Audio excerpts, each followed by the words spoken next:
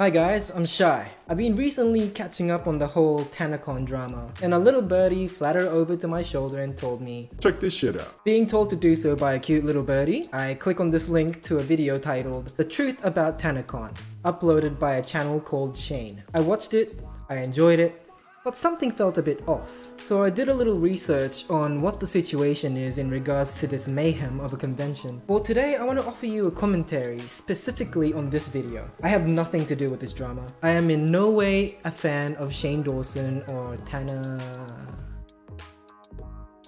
M.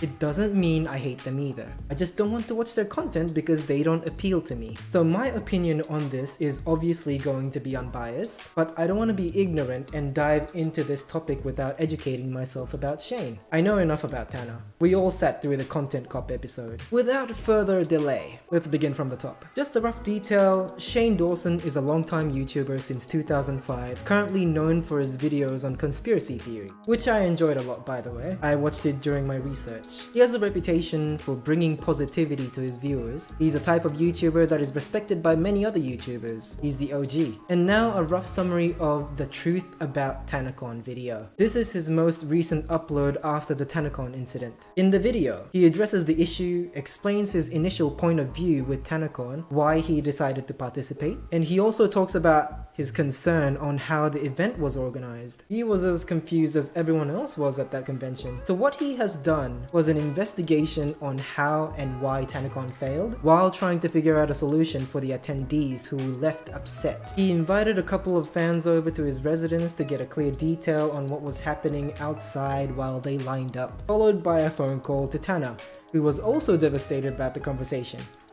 And the video ends there, with a cliffhanger. The first thing that disturbed me about this video was the cliffhanger. This situation is pretty serious. Tanacon was supposed to be a convention where YouTubers and fans could freely walk around, I think, and interact with each other. It's every fan's dream to be able to walk up to their favorite YouTubers without having to go in lines and go through security. Not to mention it's completely free of charge. Of course anyone would want to go there. In addition to that, I heard that Shane actively avoids going to conventions, so this makes Tanacon extra special. Fan who joined the event invested a lot of time and money just to witness the YouTubers, people who got on planes from all over the world, parents brought their kids and waited in lines. Some people lost jobs over this, which is entirely their fault for making bad life decisions. No one took the free pass, but instead bought the 65 American dollars VIP passes just to meet their favorite YouTubers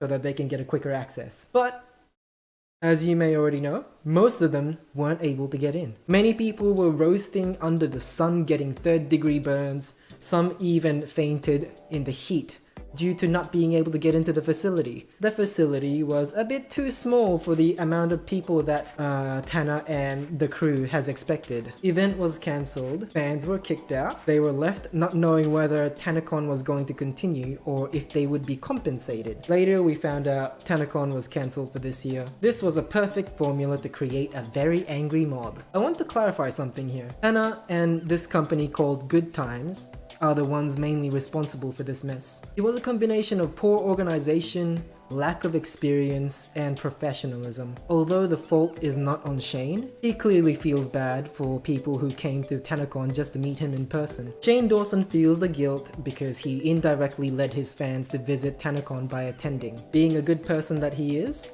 he made this video to bring light to this chaos. Let me get back to why I am not happy with the cliffhanger and the entire format of The Truth About Tanacon. I had a discussion on our Discord server about Shane Dawson, and I'm being told that he has a habit of making cinematic edits to his uploads. But the point I'm trying to make is, the problem has not been resolved. The victim of this event and everyone else who were upset for those victims are looking for answers. Shane stepped in to bring this so-called truth, and now the focus of the public is on Shane. He had the responsibility of providing answers, but instead he decided to turn it into entertainment by adding that cliffhanger and fancy edits. I found it quite enjoyable. Editing on that video was very much on point, props to Shane and his editors, but what that cliffhanger and his tweets are telling us is, you already have the footage to his entire journey through this 7-hour investigation. I don't know if he was being tone deaf to the seriousness of this issue,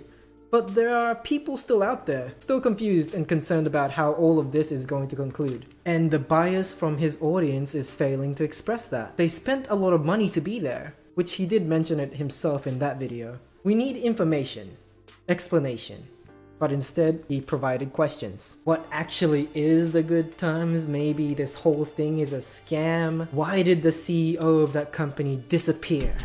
We want answers, not conspiracies. What even is this to be continued bullshit? Remember when you tweeted this, Shane? Here it says, we're gonna cut down the 7 hours of footage to 3 parts with no music and no sound effects because I don't want to feel fake. Everything about this was Titanic. Like, everything. Women and children first. All right, boys, like the captain said, nice and cheery so there's no panic. Wedding dance. I'm assuming you don't feel good about that. What a journey. And for the first time viewers like myself, seeing something like this while I have an idea of what took place at that event makes me question how genuine you are with your concern. You could have edited in the important part of the footage, such as you sharing your opinion, Tanner's explanation and apology, and also some sort of an apology coming from Richie Rich on the Segway, and maybe an idea for a resolution. Which I don't know if it exists yet because of your cliffhanging ass. We're not even sure if Shane figured anything out. And the fact that you split it in 3 parts. You know that viewers can continue watching the video from where they left off, right? Views doesn't really matter anymore on YouTube. Watch time is where it's at now. I don't know why you thought making a 3-part video would be beneficial for everyone, but this only helps your exposure on YouTube. People are glued to this topic. If you separate it into 3 parts, your videos will trend 3 times due to the amount of eyes that will be watching it. Not to mention the amount of ads that are on this video. I haven't seen this many ads since pre-apocalypse. I didn't even notice it because I'm on YouTube Premium, but thanks to this tweet, I am now pointing that out too. Someone I trust mentioned it to me, that Shane often edits his videos like documentaries and in multiple parts. After I sat down and watched the whole thing, it doesn't feel like a documentary. It kind of feels like a reality TV, which is the opposite of what Shane wanted as an outcome. I see these viewers only praising Shane for his edits and not criticizing it. Tells me that Shane is successfully distracting the viewers while benefiting from it. He could have easily edited a video, which could provide us an insight of what really took part in realizing this convention. More could have been said in a 30-minute video, but instead, we got a cliffhanger. You can't put on a show while people are still being fucked over by this ordeal. Shane gave us a peek of what we wanted to see, but he locked it away and he's swinging the key around while talking about what he did to get it. It waters down the empathy regarding your fans who wasted their time and energy for no reason. I just wanted to express my point of view in this video because I know that many innocent attendees were put through a torture with no justification. If I can do something about it, I can at least try. Don't take this the wrong way though. I clearly don't know him enough, so this is what I got from watching the Truth About Tanacon. If you could explain why he did what he did in a way I understand it, you're free to type it in below. He's a YouTuber who is highly respected by many. I hate this to be my first impression on him. If you also have any questions or suggestions for my next video, you know where to go? Type it in below. Be sure to support your favorite YouTubers by tapping that like button before you go about your day. Thanks for watching, and I'll see you in the next one.